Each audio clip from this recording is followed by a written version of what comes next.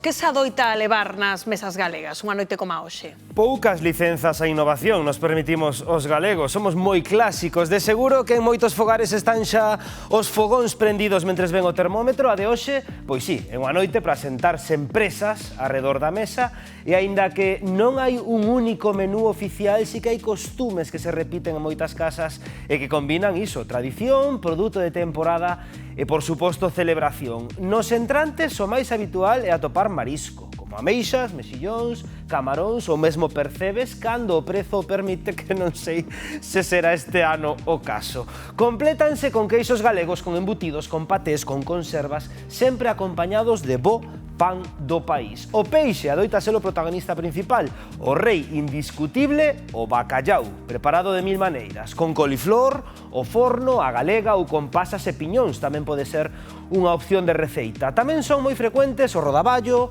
o linguado ou a pescada, opcións moi ligadas pois á nosa tradición mariñeira. E aínda así, a carne gaña cada vez máis presenza, sobre todo en ceas numerosas. O capón de Vilalba é un dos pratos estrela destas datas, xunto co cordeiro asado, o lacón ou mesmo o pavo recheo, que xa se incorporou a moitos menús familiares. As sobremesas chegan sen presa, cando xa falamos un pouco máis da conta e se nos va a lingua.